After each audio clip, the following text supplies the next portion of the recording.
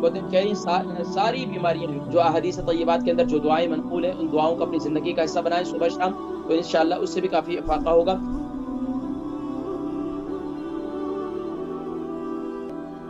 Hello حکیم صاحب، السلام علیکم۔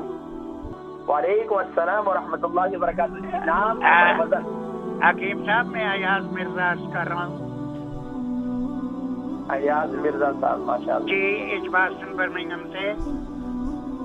عمر جی 82 سال، ویٹ 13 سٹون، ماشاء اللہ، اور ساری بیماریاں ہیں، سب کی گولیاں کھاتا ہوں میں، اللہ کولیسٹرول کی، بلڈ پریشر کی، شوگر کی۔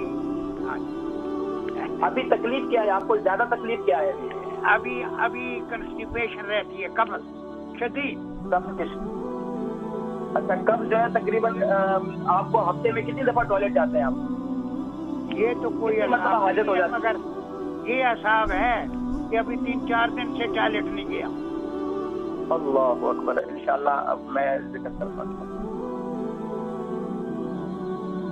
آپ پروگرام دیکھیں، میں ذکر کرتا ہوں۔ ہمارے ایاز مرزا صاحب سے برمنگھم سے، ان کی عمر 82 ہے اور 13 اسٹون ان کا وزن ہے، قبض کی شکایت ہو رہی ہے، بہت ساری ساری بیماریاں ہیں۔ تو دیکھیں اللہ تبارک و تعالیٰ آپ کو شفائے کلی شفائے تامہ نصیب فرمائے۔ دعاؤں کے دیکھیں جو احادیث طیبات کے اندر جو دعائیں منقول ہیں ان دعاؤں کو اپنی زندگی کا حصہ بنائیں صبح شام، تو انشاءاللہ اس سے بھی کافی افاقہ ہوگا۔ اس کے ساتھ ساتھ قبض کی شکایت ہے، قبض کی شکایت کے لیے بہترین یہ کہ انجیر کا استعمال کریں۔ اگر انجیر کا بھی استعمال کر سکتے ہیں آپ، کیسٹر آئل کا بھی استعمال کر سکتے ہیں۔ اس کے ساتھ آپ دوسرا طریقہ یہ ہے کہ سنا مکی بہت زبردست ہے، یہ دست آور ہے اور یہ اسہال کرتی ہے، پیٹ کو نرم کرتی ہے۔